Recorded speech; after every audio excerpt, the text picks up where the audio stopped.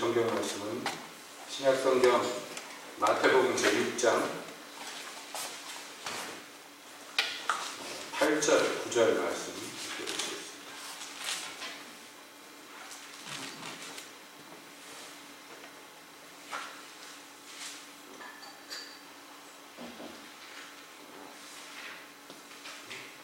아, 9절, 10절입니다. 죄송합니다. 마태복음 6장 9절, 10절 함께 제가 읽겠습니다. 그러므로 너희는 이렇게 기도하라. 하늘에 계신 우리 아버지여, 이름이 거룩히 여김을 받으시오며 나라에 임하옵시며 뜻이 하늘에서 이룬 것 같이 땅에서도 이루어지리라. 아멘. 하나님, 이 시간에 주의 말씀 듣기를 원합니다. 오셔서 말씀하여 주시옵소서. 저희로 듣게 하여 주시옵소서. 예수님의 이름으로 기도합니다. 아멘. 우리 함께 산상순을 보고 있죠. 6장 들어와서 예수님께서는 바리새인의 의보다 나은 의, 그래서 우리의 그 착한 행실로 말미암아 하나님이 영광 받으실 수 있는 그 세상에 빛된 우리의 의, 그것을 어떻게 발휘할 것인가, 구체적인 방안을 설명하십니다. 거기에서 세 가지 경우로서 이 설명을 하시는데, 이것은 우리의 그 경건, 의에 속한 어떤 대표적인 얘기들입니다. 첫 번째가 구제고요, 둘째가 기도며, 이제 세 번째가 금식입니다. 이것은 어떤 한 성도의 그 삶 속에서의 신앙생활에 있어서의 경건의 각 부분을 대표하는 것입니다. 구제라는 것은 어떤 것을 대표하겠습니까? 우리가 다른 사람과의 관계에 있어서 어떻게 그 의로움이 나타나야 될 것인가. 구제라는 것은 여러분 아시다시피 세상에서도 이 구제라는 거 하잖아요. 사람들이 불우이웃 돕기도 하고 유니세프 같은 기관도 있고 그리고 봉사 같은 거 즐거워하는 사람들이 있습니다. 그리스도인이 아니더라도요.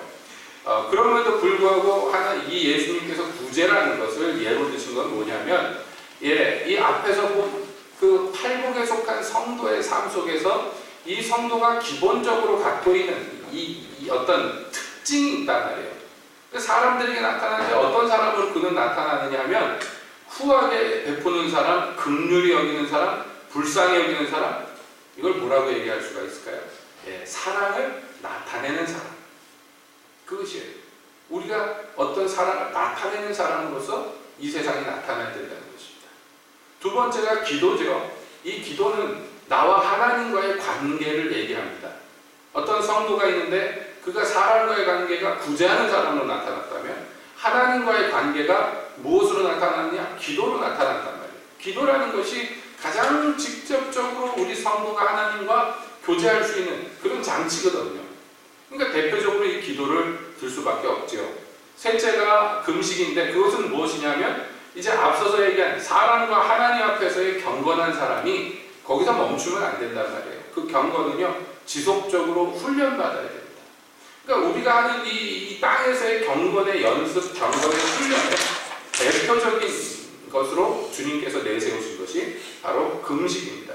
금식 말고도 다른 훈련들이 여러 가지 있겠습니다만은, 그러나 사실은 금식만큼 노골적인 훈련이 또 어디 있겠습니까? 그렇죠? 여러분, 금식 그럼 벌써 부담스럽잖아요. 얘기하기도 전부터. 아닙니까? 금식을 막 떡 먹듯이 하시는 분들이면 참 좋겠습니다만은, 이 금식이라는 게 일종의 경건의 훈련을 대표한단 말이죠.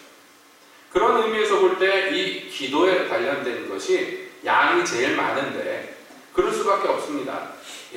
우리와 하나님과의 관계가 사실은 이 모든 의의를 좌우하기 때문에 그렇습니다. 앞서 말씀드린 대로 구제하는 거, 예수 안 믿는 사람들도 구제합니다. 또는 어떤 경건의 훈련을 하는 거 다른 종교에서도 많이 하지요. 아니 기독교보다 더 열심히 하는 그런 종교인들이 많이 있습니다. 그러나 이 기도라는 것, 이것은 하나님과 그 성도의 관계를 맺는 가장 중요한 고리이기 때문에, 여러분 이것은 무엇으로도 대체할 수 없는 중요한 그런 이 의의 도구인 것이죠. 그런 의미에서 예수님께서는 두 가지 하지 말아야 될 기도의 양상들을 설명하셨습니다. 그 첫 번째가 바리새인과 같이 기도하면 안 된다. 그건 외식하는 기도, 사람에게 보이려고 하는 기도,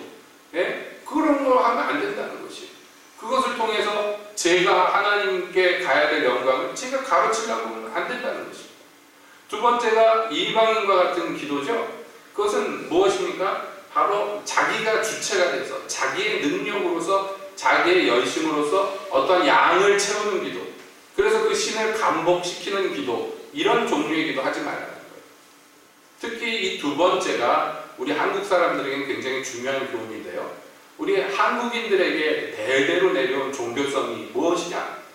한국인의 DNA, 영적 DNA 가운데 깔려있는 게 뭐냐면 지성이면 감천이다. 정성을 지극히 하면 하늘이 감동한다. 여러분, 이게 우리의 종교관이에요. 대대로. 그렇기 때문에 물론 하나님 앞에 지성으로 기도하는 거 좋죠. 나쁜 거 아닙니다. 그런데 문제는 뭐냐면 그렇게 내가 조건을 채워야만 하나님이 들어주실 거다. 이렇게 믿고 기도하는 거, 이건 이방인의 기도라는 거예요. 그 하나님은 어떤 분이냐? 후하고 자비롭고 선하시고 좋은 분이라는 거예요. 그걸 알고 기도하라는 거예요. 하나님을 모른 채로, 그렇잖아요. 세상에 모든 종교가 있지만 극단적으로 모든 종교는요, 자기 신과 제대로 된 교제를 가질 수가 없습니다. 어떤 종교든지요. 신과 직접적으로, 개인적으로, 인격적으로 사랑하는 종교가 또 어디에 있습니까? 없어요. 아무리 뒤져봐도 없습니다. 그것을 제1계명으로 삼하는 종교가 어디에 있습니까? 없어요. 그것을 제일 중요하다고 요구하는 신이 세상에 어디 있습니까? 너는 나만 사랑해야 돼. 모든 걸 다해. 라고 얘기하는, 너는 나를 사랑해야 돼. 라고 얘기하는 신이 세상에 어디 있냔 말이에요. 그러므로 하나님만 참신이고 세상의 모든 신들은 다 헛된 것입니다. 마귀가 하나님을 흉내내는 것인데 본질상 사랑이 아니기 때문에 하나님을 그럴듯하게 흉내내지만 절대로 이 사랑을 나타낼 수가 없는 거예요. 말들로는 짓거리지만 실제로는 야박하고 잔인하고 피도 눈물도 없는 그런 신들입니다. 그러니 그런 신들의 비유를 맞춰야 되니 다른 종교를 쫓아가고 다른 신을 쫓아가는 사람들이 얼마나 비참하냐. 근데 우리가 하나님을 그렇게 그 악한 신들처럼 여기면 안 된단 말이죠. 우리 하나님은 무조건 좋은 분이에요. 그걸 믿고 알고 그리고 그 기도로 나아가라는 것입니다. 그래서 그들을 본받지 마라. 그렇게 기도하지 마라. 주님께서 신신한 거예요. 너희 하나님 아버지는 너희 기도하기 전부터 뭐가 필요한지, 너희에게 뭐가 필요한지 너보다 더 잘 아는, 관심이 많기 때문에, 애정이 있기 때문에. 오전에 잠깐 그 에덴 동산의 선악과 얘기를 했습니다만요, 여러분 그거 갖고 이 신란하는 사람들에게 깔려있는 그 정서가 뭐냐면 기독교의 하나님은 나쁜 신이라는 거예요. 야박하다는 거예요. 그래서 지식도 자기만 알라고 지식을 독점하려고 그러다가 인간이 지식을 아니까 쫓아냈다는 거예요. 심지어는 그 인간을 쫓아내면서 혹시 생명나무 먹고 영생할까봐 그걸 갖다가 두루도는 화영검으로 막아놓는 아주 못된 신이다. 이렇게 생각을 합니다.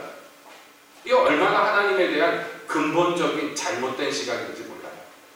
여러분, 오전에도 그런 말씀 드렸습니다만은, 여러분, 생명나무 열매를 왜 못 먹게 했습니까? 아담과 하와에게. 그들이 죄인이기 때문이에요. 여러분, 죄인이 영생하는 것은 절대로 축복이 아닙니다. 극단적으로 얘기해서 죄인이 영생하는 데가 어디예요? 지옥이에요. 거기는 구더기도 죽지 않는다. 그럼 죄인인 상태에서 죄의 형벌 가운데서 영원히 살아야 돼. 그거 하나님이 그거 원하신다는 거예요? 말도 안 되는 얘기죠. 뿐만 아니라 이 세상에 이 잘못된 부정과 부패와 부조리와 막 이런 거를 예를 들면서 정말 기독교의 하나님이 있다면, 그 하나님이 이 세상을 만들었고 그 하나님이 이 세상을 다스린다면 그 하나님은 나쁜 하나님이라고 막 욕을 합니다. 왜냐하면 좋은 하나님이 왜 우리의 일을 이렇게 방치하냐는 거예요. 좋아요. 그런 논리로 따지면요, 그 하나님이 선하시고 거룩하고 좋은 하나님이라면 진즉에 사람들 다 때려잡았죠. 그냥 놔두자. 인간들을 어떻게 오래 참으시는데 그걸 보고 나쁘다고 얘기합니다. 그럼 다 죽여야 돼요? 지구도 박살내고 그냥 진즉에 수천 년 전에, 수만 년 전에, 하나님이 길이 참으시고 오래 참으시는 것은 그 쓸데없고 가망 없는 인간들 하나라도 더 구원하시려고 참고 또 참으시는 건데 거기다 대고 악다구니를 쓰는 거 보면 참 무지합니다. 그래서 그 무지함을 주께서 아시기 때문에 자, 이렇게 기도하지 마라. 그래놓고 그러면 그 대신에 너희는 이렇게 기도해라 라고 기도를 가르쳐 주신단 말이에요. 기도를 가르쳐 주신다는 건 다른 의미로 말하면 무엇이냐면 하나님께 어떻게 나아가야 될 것인가 이걸 가르쳐 주시는 거예요. 그래서 나오는 대목이 우리가 흔히 얘기하는 주기도문이라는 그 기도입니다. 근데 이 주기도문도요, 뭐 우리는 그런 거 생소합니다만은 까탈스러운 기독교인들 중에는요, 이 주기도문 외우면 안 된다 이렇게 얘기하는 사람들도 있어요. 왜냐하면 이 주기도문의 내용은 구약적이고 율법적이기 때문에 신약 교회인 우리에게는 적용할 수 없다 이렇게 또 무지막지한 얘기를 합니다. 왜 그런지 여러분 대각 눈치가 채시니까 바로 그 기도문 중에서 우리가 우리에게 죄진 자를 용서한 것 같이 우리의 죄를 용서해 주십시오 라는 그 대목을 걸고 넘어지면서 봐라, 이런 기도는 이건 구약적이고 율법적인 행위적인 기도 아니냐 라고 따지고 듭니다. 또 어떤 이는 뭐라고 얘기하냐면 이 기도문은 잘못됐다는 거예요. 왜냐? 끝에서 예수님의 이름으로 기도합니다. 아멘. 이게 없다는 거예요. 이 기도문에. 그러니까 우리더러 예수님이 분명히 예수님의 이름으로 기도하라고 했는데 그게 빠졌으니까 이거 예배 시간에 외우고 그러면 옳지 않다. 뭐 이런 소리를 하는 사람들도 있습니다. 이런 걸 뭐라고 합니까? 성경에서요. 의문에 속한 자, 그러니까 문자에 얽매인 사람 이렇게 얘기합니다. 그러니까 수건이 벗어져야 돼요. 얼굴 덮은 막막한 수건이 벗어져서 뜬 눈으로 하나님을 바라봐야 됩니다. 자, 봅시다. 이 기도가 이렇게 기도하라. 그러니까 너희는 저쪽처럼 기도하지 말고 이렇게 기도해라. 그러면서 뭐라고 얘기하십니까? 맨 처음에. 보세요. 뭐라고요? 여러분, 주기도문 맨 앞에 나오는 게 뭐예요? 하늘에 계신 우리 아버지시여. 자, 이거 잠깐 지난 시간에도 언급을 했습니다. 이건 뭐냐? 전무후무한 기도가 이제 시작이 되는 거예요. 지금 예수님이 사람들에게, 제자들에게 기도를 가르치면서 너희가 부르는 그 신, 기도의 대상, 그분을 뭐라고 불러야 될 것이냐? 아버지라고 부르라는 거예요. 아버지라고. 물론 구약에서도요, 하나님께서 너희는 나의 자녀고 내가 너희 아버지와 같다라고 얘기하시지만 그들에게 한 번도 아버지라고 하나님더러 부르도록 허락된 적이 없어요. 단지 그냥 하나님을 주여 또는 뭐 왕이시여 하고 높여서 부를 수도 있어요. 그러나 아들이 아버지를, 딸이 아버지를 부르는 것 같이 아버지라고 부르도록 허락되지 않았어요. 여러분, 그런데 예수님은 지금 뭐라고 기도하라고? 아버지 이렇게 기도하라는 거예요. 이게 굉장히 놀라운 기도에 대한 가르침입니다. 우리가 하나님께 나아갈 때 첫 번째로 하나님에 대해서 부르는 호칭이 뭐가 되느냐? 우리가 하나님 여러 가지로 부를 수 있잖아요. 주님이라고도 부를 수 있고 내 왕이여, 나의 뭐 목자시여, 뭐 여러 가지로 부를 수 있습니다. 그런데 그 다른 이름들이 잘못된 건 아니지만은 예수님이 지금 기도의 모범으로서 우리에게 가르쳐 주실 때 이 호칭으로 가르쳐 주신 이유는 무엇일까요? 바로 종과 같이 기도하지 말고, 바리새인과 같이 기도하지 말고, 이방인과 같이 기도하지 말고 아들처럼, 딸처럼 기도해요. 우리가 하나님을 알고 나가야 되는데 맨 처음에 부르는 이름이 우리말 어수대는요, 하늘에 계신 우리 아버지 이렇게 되어 있는데요, 원어의 어수는요, 아버지 그 다음에 우리의 그 다음에 하늘에 계신 이렇게 되어 있어요. 이게 순서가 아버지가 맨 앞에 나와 있습니다.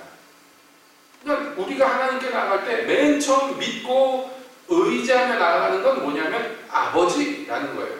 근데 생각해 봅시다. 우리에게는 이게 왜 허락이 됐을까요?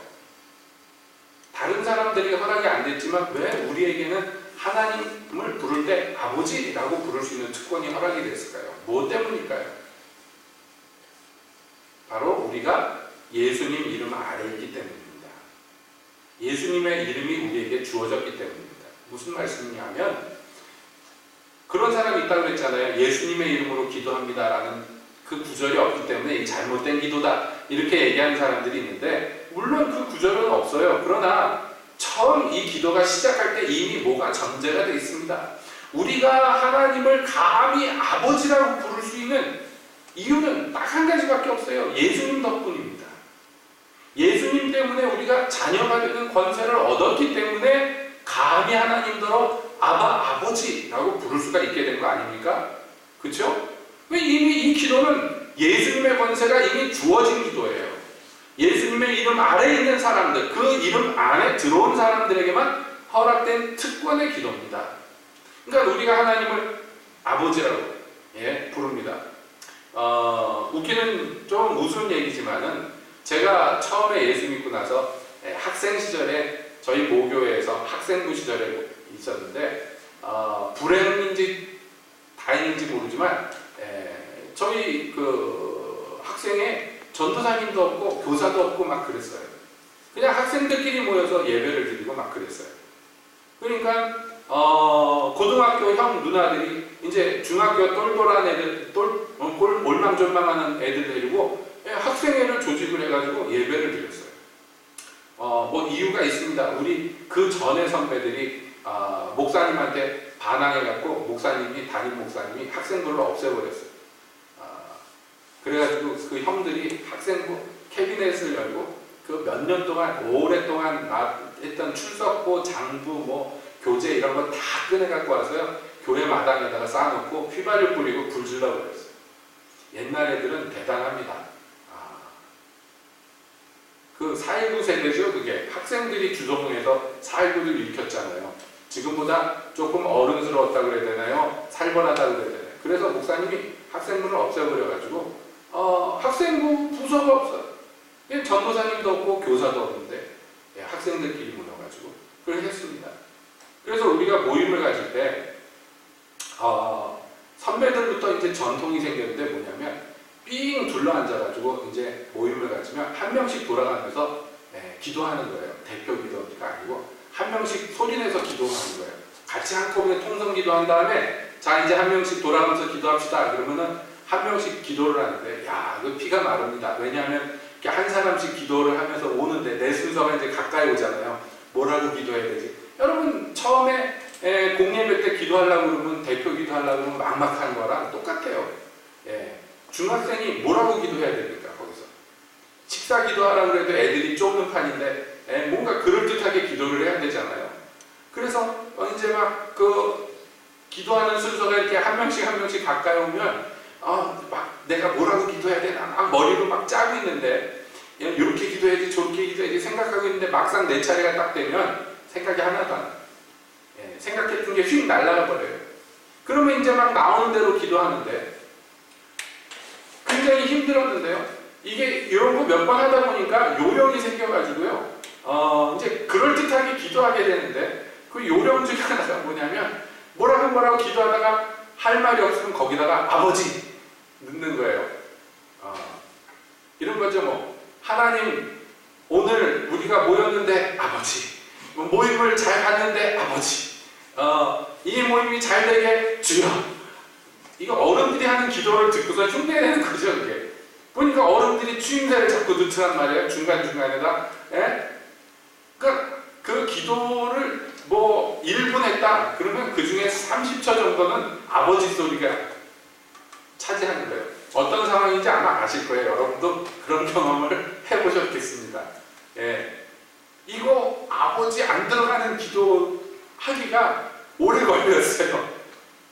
근데 나중에 세월이 지나고 그때를 기억하면 무슨 생각이 드냐면,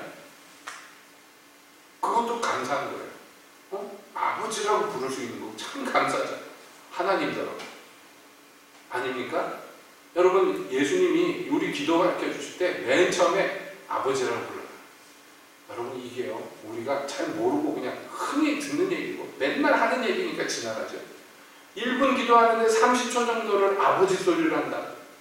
이거 허락 안 됐으면 그 30초 뭐 했을 거예요? 뭐라고 해야 됩니까? 우스운 소리지만 여러분, 이게요, 보통 얘기가 아니에요. 정말 우리가 감사하고 감격하고 부들부들 이 아버지라는 것은 관계에 있어서 더할 나위 없는 친근한 관계라는 얘기입니다. 이 아버지라는 것은. 뭐 우리나라에서 아시다시피 여러분 아버지와 아들이 총수가 제일 작은가? 아니면 부부가 제일 적은가요? 그런데 여러분 옛날에 그 뭐 미리홈피할 때 일촌 맺는다 막 이런 거 했었는데 일촌이라는 게 이게 보통 촌수가 아니에요. 인간에서도 가장 친근한 관계인데 부모 자식 관계로 주님께서 초청하시고 우리에게 그 권리를 부여하셨어요. 그러니까 우리가 기도할 때 어떻게 나가야 된다는 거예요? 이방인처럼 막 부들부들 떨면서 정성을 다해가지고 눈치 보면서 혹시 이렇게 하면 들어줄래나? 이렇게 나가는 게 아니에요. 아들이 아버지에게 나가듯이, 딸이 아버지에게 나가듯이, 아들이 어머니에게 나가듯이, 그렇게 그냥 나를 일방적으로 사랑한다는 것을 그냥 믿는 그 믿음 안에서 나가는 거예요. 거리끼는 것 없이, 가리는 것 없이. 그 모든 무궁무진한 의미를 이 아버지가 다 내포하고 있는. 이 아버지는 좋으신 아버지. 그 다음에 이제 가르쳐 준 게 뭐냐면 아버지가 내 아버지인데 알고 보니까 우리 아버지야. 이건 뭘 얘기하느냐면 하나님과의 그 관계를 얘기하면서 그 다음에 뭘 하냐면 형제 관계를 항상 염두에 두면서 기도하는 거예요.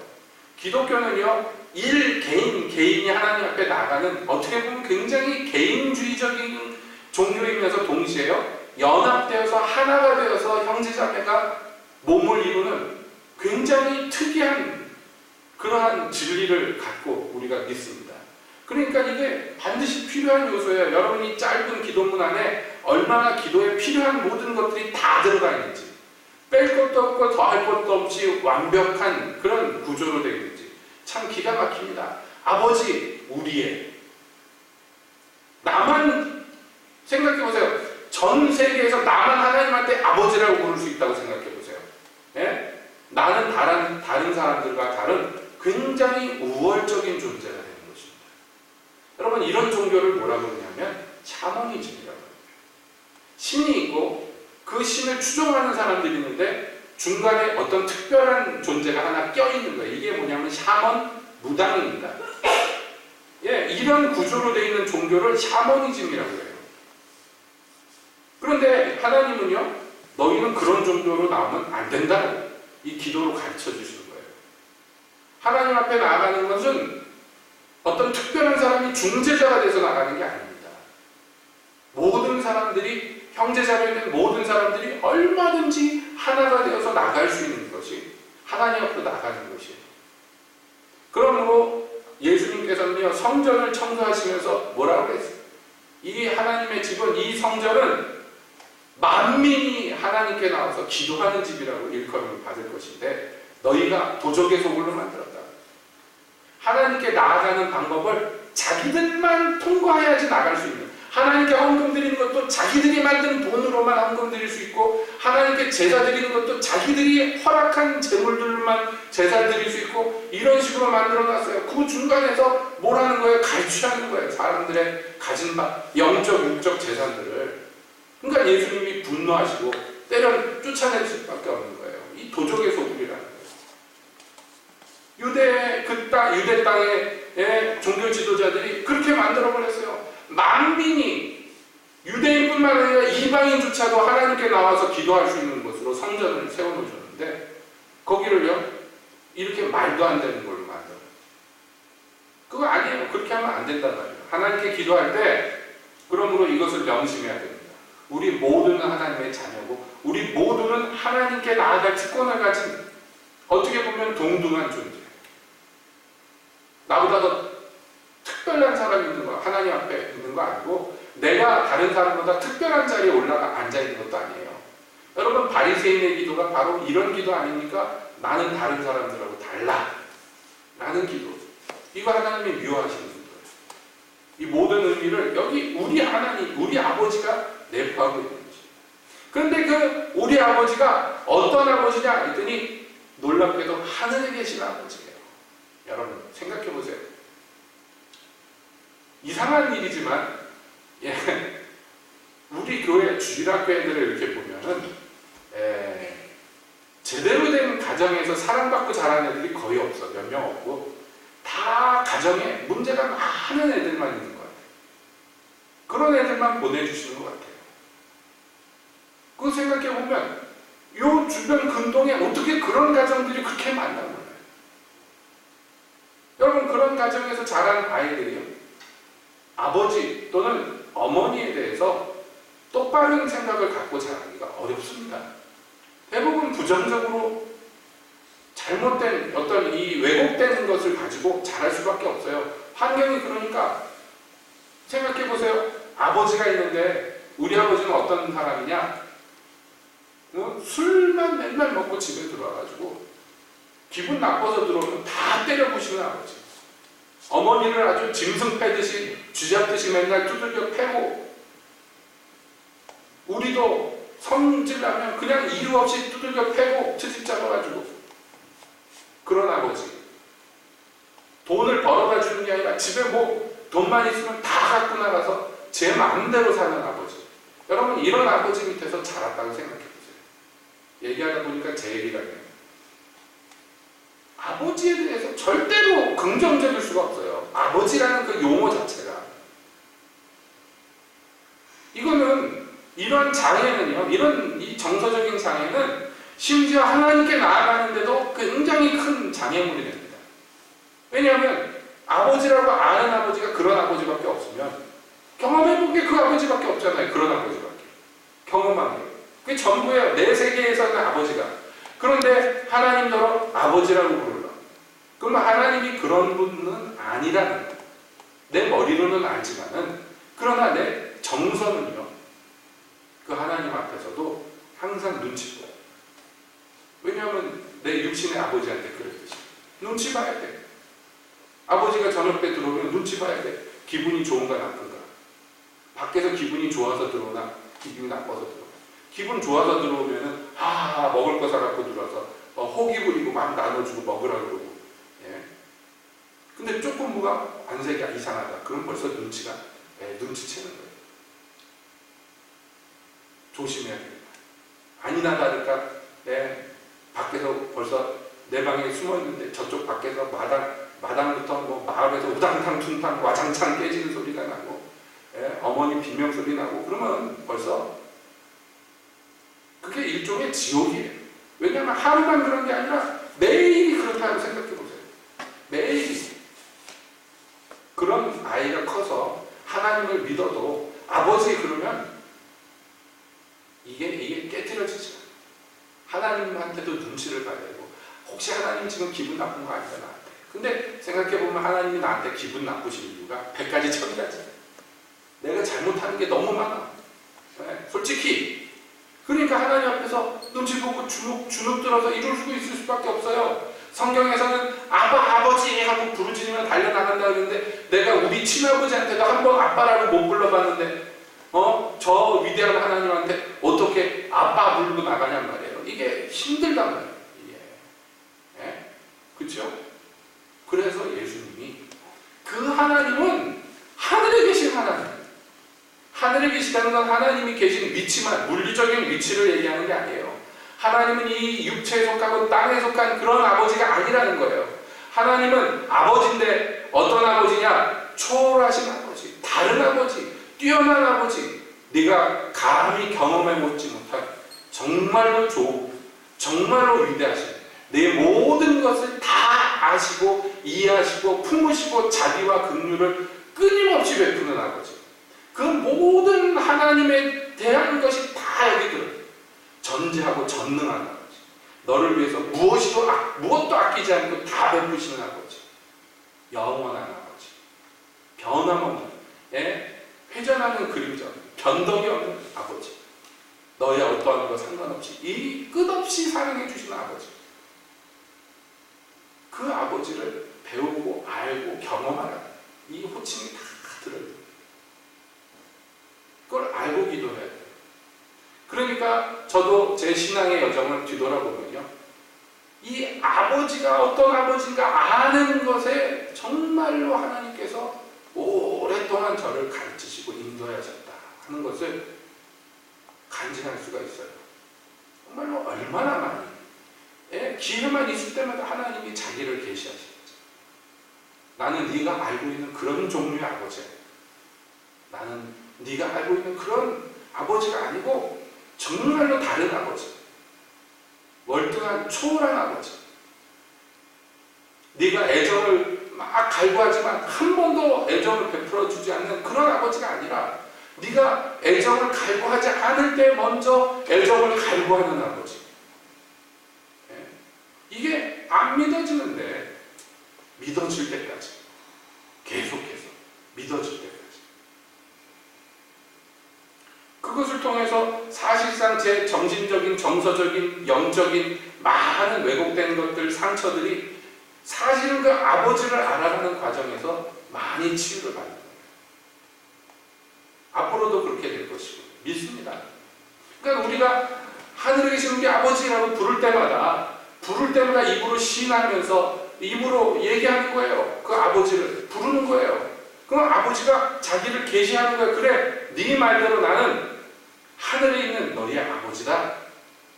당신을 계시하시다. 이게 기도를 통한 하나님과의 만남, 기도를 통한 교제를 통한 계시와 치유와 응답과 그런 모든 것들이 요구층 안에 다 내포되어 있는 거죠. 그러므로 우리는 중요한 것은요, 우리가 하나님을 뭐라고 부르는가, 이게 중요한 거예요. 뭐라고 부르는가.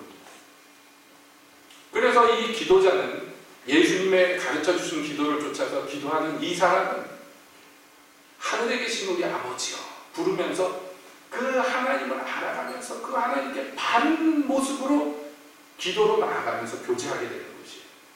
자, 그런데 그렇게 하나님을 알아가면서 그 놀라운 하나님을 아버지로 부르면서 그렇게 하나님 앞에 나아가서 보니까 그 마음에 어떤 소원이 생기는데, 자, 지금 우리가 호칭에 대해서 얘기했죠. 이 기도문의 맨 앞머리에 있는 하나님, 우리 하늘에 계신 아버지요. 이렇게 하나님에 대한 호칭을 배웠는데 그 다음에는 뭐가 나오냐? 이 기도는 소원이 나와요. 그러니까 이렇게 해주십시오, 저렇게 해주십시오, 소원이 나오는데 이 소원이 6가지가 나옵니다. 어떤 사람들은 7가지라고 얘기합니다만 뭐 그 구분법은 나름대로 다릅니다. 크게 보면 6가지의 제목을 가지고 이렇게 간구를 하는데 그 6가지 중에 첫 번째 3가지가요 하나님에 대한 간구예요. 하나님과 관련된 간구. 그리고 나머지 3가지가 나에 대한, 우리에 대한 간구가 나옵니다. 그러니까 이 순서를 볼 때 지금 예수님께서 모범으로 보여주신 기도의 순서로 볼 때 우리가 기도로 나갈 때 어떻게 나가야 되는지를 가르쳐 주시는 거예요. 여러분, 우리가 보통 기도할 때 뭔가 요구 조건이 있어서 기도할 때가 많잖아요. 이거 해주세요, 저거 해주세요. 여러분, 그거 하지 말라는 얘기 아닙니다. 그렇게 해야 됩니다. 그러나 어떤 요구 조건이 있든지 간에 어떤 간절한 소원이 있든지 간에 그걸 알으려고 나아가면서 절대로 잊어서는 안 되는 거, 그 맨 앞머리에 놔야 되는 건 뭐냐면 하나님이라는 거예요. 항상 내 필요를 가지고 주님께 나가지만, 그러나 이렇게 얘기하면 죄송합니다만 기도의 순서에 의거해서 보자면 먼저 앞에 놔야 될 게 먼저. 이게 이제 6장 전체의 주제인데요. 그래서 결론적으로 6장 말미에 가면 뭐라고 결론 내리냐면 너희는 먼저 그의 나라와 그의 의를 구하라. 그러니까 이 순서예요. 먼저라는 것은 순서며 중요도입니다. 그러니까 우리가 기도로 나갈 때도 마찬가지예요. 이걸 공식적으로 외워가지고 여기 딱딱 맞추라는 얘기는 아니에요. 지금 이것은 기도의 정신, 기도의 원리를 가르치시는 것입니다. 그러니까 성경에서 보면 정말 간절한 소원을 갖고 기도하러 나가는 사람들이 기도할 때 뭐부터 하느냐면 하나님의 이름을 높이고 찬양하는 것부터 시작합니다. 이상한 일이지만 우리 믿음의 선진들이 항상 그렇게 기도했어요. 위급하고 어려운 상황에서 기도하러 나가지만 그러나 그 기도의 앞머리는요 찬양이에요. 찬양. 끝도 찬양이고, 하나님을 왜 그렇게 앞에다 놓을까요? 이건 하나님과 바른 관계를 가진 사람들의 지극히 당연한 것인데요. 맨 처음에 보세요. 하나님, 하늘에 계신 우리 아버지요. 그 호칭은 지금 설명을 잠깐 드렸어요. 이게 전부는 아닙니다. 여러분, 우리가 평생에 공부해야 될 아주 깊은 의미가 들어있는 호칭입니다만은, 아무튼 그렇게 호칭을 하면서 이 호칭을 통해서 우리가 하나님을 알아가고 하나님이 우리에게 자기를 계시하고 이런 우리와 하나님과 관계를 맺어가고 이런 것들을 경험합니다. 그러고 보니까 그 사람에게는 첫 번째 어떤 소망이 생기냐면, 어떤 소원이 생기냐면, 여러분 보세요. 뭐라고 맨 처음에 소원을 아랍니까? 네? 하늘에 계신 우리 아버지여, 그 다음에요, 이름이 거룩히 여김을 받으소서, 이렇게 돼요. 자, 하나님의 이름을, 네? 이 사람이, 기도하는 사람이 하나님을 아버지 불렀단 말이에요.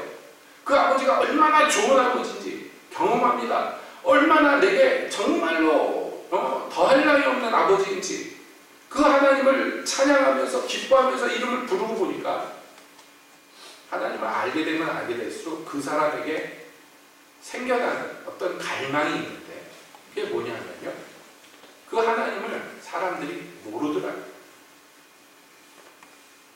하나님에 대해서 내가 조금만 알게 됐어요. 아주 조금. 하나님 전체 비밀에 비하면 아주 작은 부분을 알게 됐지만, 그걸 알게 됐을 때 깨닫는 것은요, 이 훌륭하고 이 거룩하고 이 좋은 하나님을 사람들이 제대로 몰라. 세상이 그걸 몰라. 자, 하나님의 속성, 하나님은 어떤 분인가? 라고 얘기했을 때 항상 첫 번째로 꼽는 게 뭐냐면요, 거룩하시다. 하나님, 거룩하시다. 이게 하나님이 가지신 특징 중에, 특성 중에 제일 앞머리에 나와 있는 거예요. 거룩하다. 거룩하다는 건 뭐냐면요, 그 어떤 것과도 같지 않다는 거예요. 예? 거룩하다는 건 그 사전적인 의미로 보면 뭐냐면 분리되어 있다라는 의미예요. 그 우리가 생각하는 거룩하고 좀 다릅니다. 우리가 생각하는 거룩은 뭐 이렇게 멋있는 그럴듯한 이렇게 제사장 옷 같은 거 입고 이렇게 천천히 걸어다니는 빛나는 어떤 모습을 상상하는데, 성경에서의 거룩은요, 분리되어 있다. 분리되어 있다는 게 뭐냐면 세상에 많은 것들이 있는데 좋고 나쁜 어떤 것과도 비교할 수 없는 아주 특별한 존재다. 비교 대상이 없는. 그러니까 여러분, 이 하나님의 특성이 이것인데 뭐냐면, 모세가 제가 하나님 얼굴을 보고 싶습니다. 그러니까 하나님이 내 얼굴을 보면 살자가 없으니 내 뒷모습만 보여주겠다. 바위 틈에 숨기시고 손으로 그를 감추시고 하나님이 지나가시는데 하나님의 영광을 천사들이 반포합니다. 예. 근데 뭐라고 반포합니까? 거룩하다, 거룩하다, 거룩하다. 맨 처음에 나오는 게 거룩하신 하나님. 이사야가 성전에서 하나님이 보좌에 앉으신 것과 천사들이 위아래로 날면서 창화하는 모습을 보는데, 그 천사들의 노래 가사가 뭐냐? 장황하지 않아요. 하나님이 막 이렇다 저렇다 막 얘기하지 않습니다. 천사들의 노래는 굉장히 담백합니다. 위아래로 창화하는데 그 소리가 성전을 흔듭니다. 그런데 그 소리가 뭐냐? 거룩하다, 거룩하다, 거룩하다. 여러분, 굉장히 단순 명료하죠. 하나님을 앞에 모시고선 천사들이라 할지라도 그 거룩 앞에서 자기 얼굴을 내놓을 수가 없어요. 그래서 천사가 날개가 6개가 있는데 2개로는 날고 2개로는 얼굴을 가리고 2개로는 발을 가리고, 하나님 앞에 모셔둔 천사라도 제 얼굴 번듯이 들고 하나님을 못 보는 거예요. 너무 거룩하셔서. 우리랑 너무 달라. 자기랑 너무 다르고 가까이 하실 수 없는 엄청난 거룩이에요. 그러니까 그 앞에서 입을 열어서 노래하는데 할 말이 없어요. 뭐라고 찬양을 딴소리를 할 게 없어요. 그러니까 그분은 온전히 노래하는데 거룩하다, 거룩하다, 거룩하다. 만군의 여호와예요. 이거예요. 그 소리를 듣다가 이사야가 저도 모르게 입에서 나오는 말이, 나는 죽었구나. 나는 죽어야 되는구나. 나는 입술이 부정한 사람이고 입술이 부정한 백성 중에 있는 자로서 하나님, 거룩하신 하나님을 들었습니다. 여러분, 이스라엘 백성들이 밤낮 입으로 하나님 부르고 하나님이 어쩌고저쩌고 하는 사람들, 그 중에서 제일 그래도 상태가 나은 사람이 이사야. 온 이스라엘 중에 제일 상태가 나은 사람이 이사야. 이 사람이 하나님의 이름으로 예언하고 하나님의 이름으로 선지자 노릇하는 사람이에요. 하나님을 입에다 오르락내리락 하던 사람이에요. 그런데 진짜 하나님을 뵈니까 내가 지금까지 어떤 짓을 했는지를 알게 돼요. 감히 저 거룩한 분에 대해서 내가 이러쿵저러쿵 입을 제게 놀렸어. 이건 죽을 죄라는 것을 본능적으로 알았어요. 한탄하는 거예요. 이거 어떻게 할 방도가 없으니까 그냥 탄식하는 거예요. 망하였구나 나야. 나는 이제 죽어야 되는구나. 하나님이 내 이놈 하고 화내신 것도 아닌데 그 거룩한 앞에서 압도당해서 그냥 알게 된 거예요. 나는 이제 죽어야 돼. 예? 이 더러운 입술을 가진, 더러운 입을 가진 자들 가운데 하나인 내가 감히 하나님을 배웠습니다. 여러분, 하나님이 천사 하나를 보내서 제단에 숯불을 취하여서 그 이사야의 입을 지저분해요. 이건 영적인 물론 행위입니다. 예? 정결하게 불로 소멸하시는 거예요.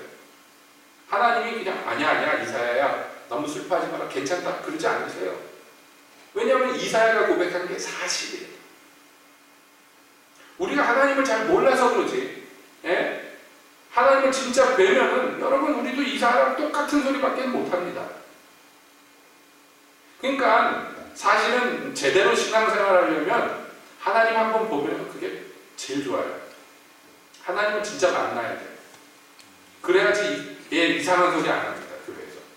그래야지 헛된 짓 안 합니다. 이게 뭐냐면 그 거룩하신 하나님이라는 것은 경외의 대상이에요. 자, 앞에서 부른 호칭은 나의 아버지, 좋으신 친근한 아주 깊은 교제를 나눌 수 있는 그런 친근한 아버지라고 불러놨는데 그 다음에 소원은 뭐냐면 그 거룩한 것이 정말로 다 드러났으면 좋겠어요. 온 세계에 만방에.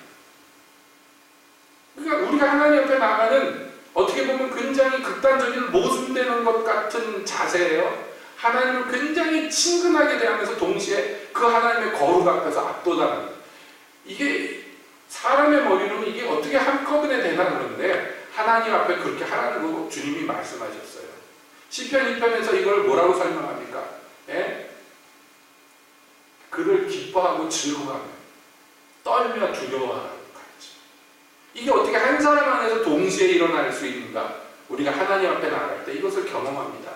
그는 어마어마한 거룩하시고 영광스러운 하나님, 감히 내가 가까이 갈 수 없는 하나님이지만 동시에 그는 내게 너무나 가까이 계시고 또 가까이 하기를 원하시는 친근한 아버지.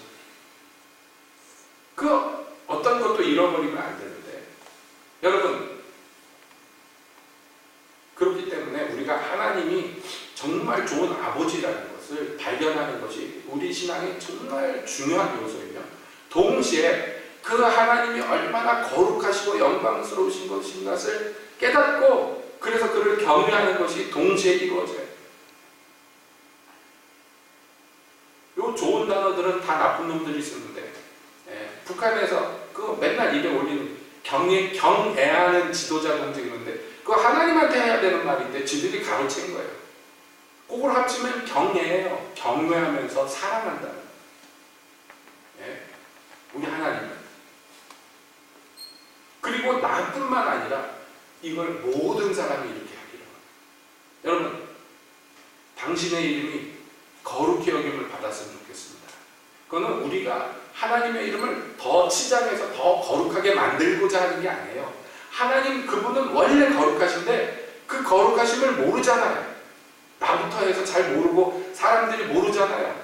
그게 이제 이 하나님을 아는 지식이 온 지구상에 편만해지기를 원하는 거예요. 이게 이 사람의 이 기도하는 하나님의 사람의 제일 큰 소망이 되는 거예요. 나도 하나님을 알기를 원하고 그 하나님의 거룩하심을 모든 사람들이 제대로 진짜로 알았으면 좋겠습니다. 그래서 당신의 이름이 받기에 마땅한 영광을 받으시기를 원한다는 거예요. 여러분 이게 사실은 우리의 가장 첫째 되는 소원이 되어야 됩니다. 이 소원을 가진 사람은요. 그렇기 때문에 그 하나님의 이름, 그 이름을 나타내 증거하고 전파하는데 목숨도 아까워지 않아요. 왜냐하면 이 소원이 이 사람을 잡아먹었기 때문에. 예수님의 기도 제목 중에 첫 번째 기도 제목이 이거예요. 가르쳐 주신 기도의 첫 번째 기도가. 여러분 사실은 우리가 기도에 대해서 지금 살펴보고 있지만 이게 현실이 돼야 됩니다. 우리의 기도가 이렇게 돼야 된다는 것은 우리의 소원이 이렇게 변화돼야 된다는 것인데요. 저뿐만 아니라 이제 저와 여러분들의 소원이 정말로 이게 첫 번째 소원이 됐으면 좋겠어요. 저부터 해가지고.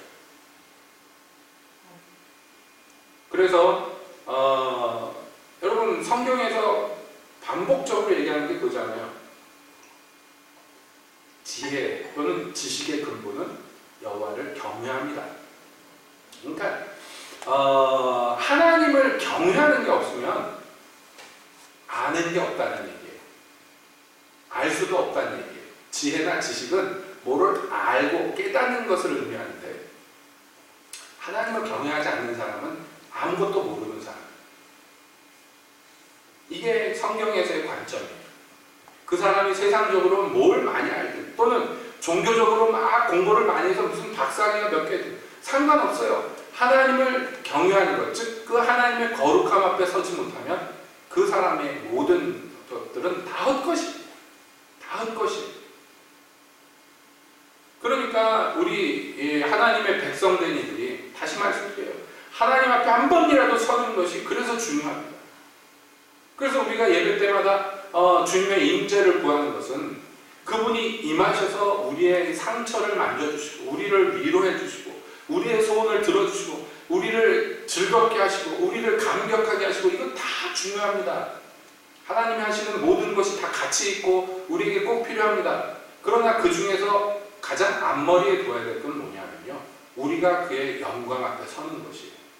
그래서 그 거룩 앞에서 하나님이 어떤 분인지 또 그 앞에서의 나는 누군지 이걸 그제서야 알게 되기 때문입니다. 그래서 성경은 얘기해요. 묵시가 없으면 백성이 방자에 행한다. 이 묵시라는 게 뭐예요? 계신데 하나님을 이 만나는 게 없으면 그래서 하나님을 제대로 보지 못하면 하나님의 백성이라 할지라도 행위가 방자해진다는 거예요. 사사시대처럼. 자기가 왕이 되고 자기가 주가 되는 거예요. 왠지 아시죠? 하나님의 이름이 거룩히 여김을 받지 못하기 때문에 그 사람에게. 그러므로 우리 이 소원을 갖고자 하는 사람들, 이러한 기도로 주님 앞에 나아가자 하는 사람들은요, 글쎄 맨 첫머리에 기도해야 될 게 주님 내가 하나님을 경외할 수 있게 해주세요. 내가 하나님의 임재 앞에서 그 임재 안에서 주님의 거룩을 맛보게 해주시고 그 거룩에 압도당하게 해주시고 그 영광의 빛으로 내게 비추사 내가 그 형상을 닮을 수 있게 해주세요. 여러분 이것이 맨 처음에 제목이에요. 그 다음에 뒤따라 나오는 게 내가 하나님의 영광을 아는 것처럼 이제 다른 사람들도 주의 영광을 보게 해주세요. 그래서 주를 경외하게 해주세요. 주를 만민이 경외하는 것을 보기를 원합니다.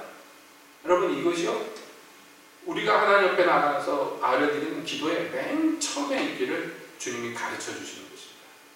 이게 첫 번째 기도 제목. 여러분 어떻습니까? 우리가 이런 기도로 주님 앞에 나가야 되지 않겠습니까? 여러분 소원하십니까? 여러분도 소원합니까? 그 하나님이 내게 얼마나 좋은 아버지인지를 알기 원합니다. 그 하나님이 또한 얼마나 거룩하고 영광스러운 높으신 하나님인지 또한 알기를 원합니다. 또 이걸 알려주기를 원하는 것. 여러분 이 소원을 가지고 기도로서 주님 앞에 전진해 나가시기를 예수님의 이름으로 축복드립니다. 기도합시다.